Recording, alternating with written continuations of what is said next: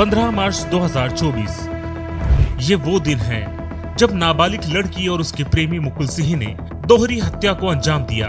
हत्या को अंजाम देने के बाद शातिर ने सोची समझी साजिश के तहत बचने के लिए पूरी योजना बना डाली। लेकिन पूरी घटना कैसे घटी, इसकी शुरुआत कैसे हुई, विस्तार न्यूज इसकी तह में जाकर सब कुछ आपको बताता है। ढलते समय के साथ मुकुल सिंह और नाबालिग लड़की के बीच प्रेम संबंध गहराता रहा। दोनों के बीच प्रेम संबंध के 1.5 से 2 साल हो चुके थे। जब इसकी जानकारी राजकुमार विश्वकर्मा को लगी तो पिता होने के नाते उन्होंने अपनी बेटी को समझाया और आरोपी मुकुल सिंह के खिलाफ मामला दर्ज करा दिया। मुख्य आरोपी मुकुल सिंह और नाबालिग लड़की के बीच में प्रेम संबंध तकरीबन 1.5 से 2 सालों से चल रहा था। इस बीच विवाद भी सामने आया और नाबालिग बेटी के पिता यानी राजकुमार विश्वकर्मा ने अपना फर्ज निभाते हुए अपनी बेटी के बेहतर भविष्य के लिए मुकदमा भी कर दिया। मामला दर्ज हुआ और पॉस्को एक्ट के तहत आरोपी को जेल भी जाना पड़ा। राजकुमार विश्वकर्मा ने सोचा था कि शायद ये मामला अब ठंडा हो चुका है, बेटी भी सुधर गई है और आरोपी को भी पुलिस ने पर्याप्त सजा दे दी है। लेकिन उन्हें नहीं मालूम था कि उनकी बेटी और आरोपी किस प्लानिंग को अंजाम देने की सोच रहे हैं।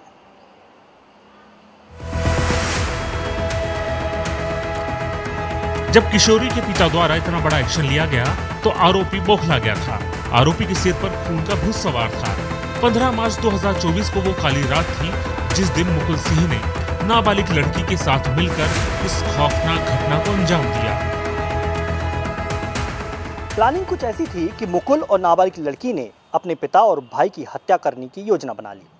योजना के तहत इसी फ्लैट में घटना दिनांक को मुकुल आधी रात को आया और नाबालिग लड़की के साथ इसी फ्लैट में गया। जो सीसीटीवी फुटेज मिले हैं उन सीसीटीवी फुटेज में मुकुल अपने हाथों में ग्लव्स पहना हुआ है, हाथ में एक गैस कटर और गैस का सिलेंडर रखा हुआ है और इन्हीं रास्तों से होता हुआ वो नज़र भी आ रहा है। सीसीटीवी फुटेज से पुलिस को ये अंदेशा हुआ कि कहीं ना कहीं लड़की और आरोपी ने मिलकर बॉडी के टुकड़े करने की योजना बनाई थी, क्योंकि एक बड़े धारदार हथियार से पिता के सिर पर इतने वार किए गए थे कि उनकी मौत हो गई थी। अंदाजा लगाया जा सकता है कि अपने पिता की बेरहमी से हत्या की वारदात तनिष्क यानी कि किशोरी के भाई ने देख ली थी। लिहाजा सबूत मिटाने के लिए मुकुल ने तनिष्क की भी बेरहमी से हत्या कर दी। अंदाजा लगाया जा रहा है कि इस घटनाक्रम को तनिष्क ने देख लिया था, यानी कि उसके बेटे ने देख लिया था और फिर बेटी की भी बड़ी बेरहमी से हत्या कर दी गई। अब गैस कटर क्यों लाया गया था, ग्लव्स क्यों पहने गए थे, ये तमाम सवाल बने हुए हैं। हालांकि प्लानिंग के तहत आरोपियों ने जो तनिष्क था यानी जो 8 साल का मासूम लड़का था उसकी बॉडी को एक बड़ी पॉलीथीन में भरकर वो फ्रिज के अंदर डाल दिया। पिता की बॉडी सोफे पर ही छोड़ दी। फ्लैट में 2 लोगों की हत्या हुई। बड़ी सोची समझी साजिश के तहत पूरी वारदात को अंजाम दिया गया। लेकिन फिर पूरा मामला उजागर होता है एक वॉइस मैसेज से। अब इस घटनाक्रम को जब अंजाम दे दिया गया तब नाबालिग लड़की ने दबाव में या फिर प्लानिंग के तहत अपनी चचेरी बहन को व्हाट्सएप पर वॉइस मैसेज भेजा, जिसमें उसने कहा कि मेरे पिता और मेरे भाई की हत्या मुकुल ने कर दी है। और इसी मैसेज के बाद हड़कंप मचा। परिजनों ने पुलिस को सूचना दी। पुलिस इस फ्लैट में पहुंची और फिर फ्लैट का ताला तोड़कर जब अंदर का नज़ारा देखा तो हैरान थी। बस यही एक मैसेज था जो आखिरी बार नाबालिग लड़की ने अपने परिजनों को किया था। उसके बाद फिर लड़की और आरोपी यहां से फरार हो गए। पुलिस घटनास्थल पर पहुंच चुकी थी। जांच शुरू हो चुका था। साक्ष्य जुटाए जा रहे थे। ऐसे में आरोपियों को पकड़ने के लिए पुलिस के पास सबसे बड़ा साक्ष्य सीसीटीवी फुटेज का था। पूरी तगड़ी प्लानिंग थी। पुलिस को चकमा देने के लिए दोनों ही शातिरों ने 70 दिनों में 8 राज्य नाप डाले थे। इस दौरान पुलिस को स्टेशन के सीसीटीवी फुटेज देखकर पता लगाना शुरू किया कि आखिर ये आरोपी कहां-कहां भागते फिर रहे हैं। लेकिन जब तक पुलिस वहां पहुंचती तब तक दोनों फरार हो जाते। आरोपियों के इस 70 दिन का गुजारा नाबालिग के पिता के पैसे पर हुआ। 70 दिनों से दोनों देश के 8 राज्यों तक पहुंच चुके। कर्नाटक, गोवा, उत्तर प्रदेश, महाराष्ट्र और उत्तराखंड जैसे राज्यों तक पहुंचे। इस दौरान पुलिस को केवल और केवल सीसीटीवी फुटेज ही मिल पाते थे। अलग अलग राज्यों के अलग अलग स्टेशंस के जो है सीसीटीवी फुटेज पुलिस के हत्थे चढ़े और इसी बात से पुलिस ने अंदाज़ा लगाया कि वो कहां पर है। दूसरी सबसे बड़ी बात, जानकारी मिली है कि पिता के खाते में यानी कि राजकुमार विश्वकर्मा के खाते में तकरीबन 8 लाख रुपए थे। इसी बात का योजना जो थी आरोपियों ने बनाई थी कि इतने पैसे उनके पास पर्याप्त होंगे कई दिनों तक गुजारा करने के लिए।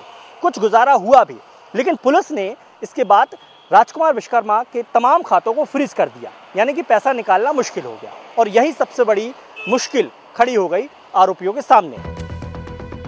हरिद्वार एक धार्मिक स्थल है जहां कई धार्मिक स्थल है, लोगों के रहने के लिए आशियाना है, खाने के लिए भंडारा है। ऐसे में आरोपियों को ये जगह खूब रास आ रही थी। इधर पुलिस ने इन दोनों पर शिकंजा कसने के लिए जगह जगह पोस्टर चिपकाने शुरू कर दिए। देश भर में 10,000 से ज्यादा पोस्टर लगाए गए।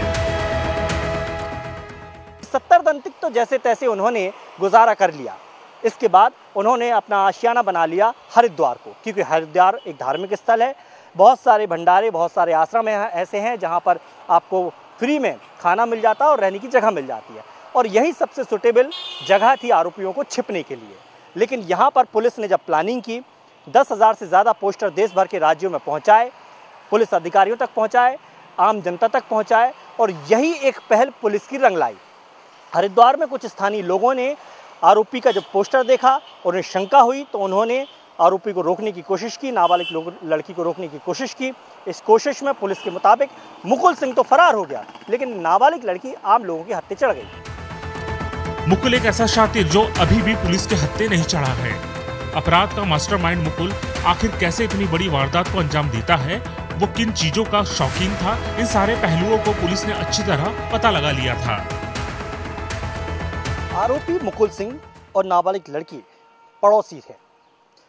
मेरे इस हाथ की ओर आप देखेंगे तो ये नाबालिग लड़की का फ्लैट है जो टॉप फ्लोर पर है, और फिर इस तरफ आप नज़र डालेंगे तो ये मुख्य आरोपी मुकुल सिंह का घर है, यानी कि इसके टॉप फ्लोर पर मुकुल सिंह रहता है। दोनों के बीच प्रेम संबंध थे, ये साफ हो चुका है। लेकिन मुकुल सिंह बेहद शातिर था। मुकुल लग्जरी लाइफ स्टाइल का जीने वाला था। मुकुल के पिता भी रेलवे में अधिकारी थे, यानी कि अच्छा खासा पैसा था। पढ़ाई लिखाई के लिए मुकुल को कई जगह भेजा, लेकिन लौटकर वो वापस जबलपुर ही आ गया। मुकुल सिंह को फिल्में देखने का बड़ा शौक था, वेब सीरीज़ देखने का बड़ा शौक था, और यहीं से उसे आइडिया आया इतने खतरनाक अपराध को अंजाम देकर पुलिस से कैसे बचा जाए। मुकुल सिंह को पुलिस को चकमा देने का पूरा अंदाजा था। वो जानता था कि कैसे पुलिस की आंखों में धूल झोंकी जाती है। मुकुल सिंह ने ही पूरी प्लानिंग की, क्योंकि जिस तरह की कार्रवाई अब तक पुलिस ने की है, जो सबूत अब तक पुलिस को मिले हैं, उसके मुताबिक मुकुल सिंह ही प्लानिंग का मुख्य सूत्रधार है। कैसे भागना है, कैसे बचना है, कैसे पुलिस को चकमा देना है, ये पूरी प्लानिंग मुकुल ने एक वेब सीरीज़ देखकर ही की थी। क्योंकि लगातार वो इस तरह के घटनाक्रमों को देखता था, समझता था, और उसको पता था कि पुलिस के पास 2-3 चीज़ें हैं जिसके ज़रिए वो उन तक पहुँच सकती है। पहला सीसीटीवी फुटेज, दूसरा मोबाइल ट्रैकिंग, और तीसरा जो खाते से पैसा निकाल रहा है। इसीलिए मुकुल जब भी किसी एटीएम से पैसा निकालता था, तत्काल अपनी लोकेशन बदल देता था और तकरीबन 400-500 किलोमीटर दूर पहुंच जाता था। अब जब तक पुलिस को इस बात की सूचना मिलती थी कि किसी एटीएम से पैसा निकाला गया है, उस एटीएम की लोकेशन ट्रैक करती थी। जब तक पुलिस वहां पहुंचती थी, तब तक मुकुल और नाबालिग लड़की 500 किलोमीटर दूर पहुंच जाते थे। बताया जा रहा है कि जबलपुर पुलिस ने सभी राज्यों की पुलिस को आरोपी मुकुल सिंह और नाबालिग लड़की की पूरी जानकारी भेजी थी। इसी के जरिए नाबालिग हरिद्वार के एक मंदिर में उत्तराखंड पुलिस के हाथ लग गई।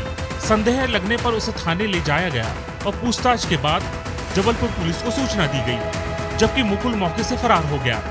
दोनों हरिद्वार के अलग अलग मंदिरों और आश्रमों में दिन काट रहे थे। नाबालिग और मुकुल एक आश्रम में रुके हुए थे। पोस्टर में छपी हुई तस्वीर को देखकर आश्रम के चौकीदार को कोई शक हुआ तो उसने तत्काल पुलिस को सूचना दी। कैसे ये सफलता मिली और कहाँ है?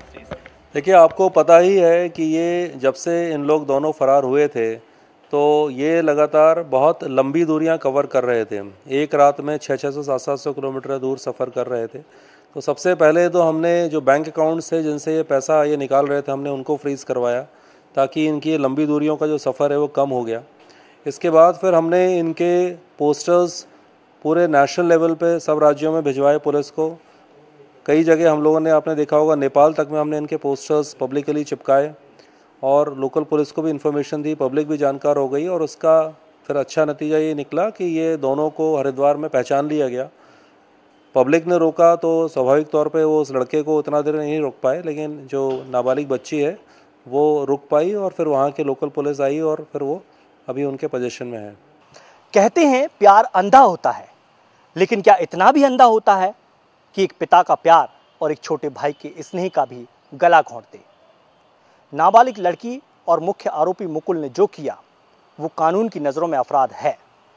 मुकुल बालिग है, इसलिए उसे वैसी ही सजा मिलेगी, लेकिन नाबालिग होने के नाते हो सकता है कानून के शिकंजे से नाबालिग लड़की बच जाए, लेकिन समाज और इंसानियत एक बेटी के इस अपराध को कभी भी क्षमा नहीं करेगा। कैमरामैन रवीन के साथ दुर्गेश कुमार, विस्तार न्यूज़।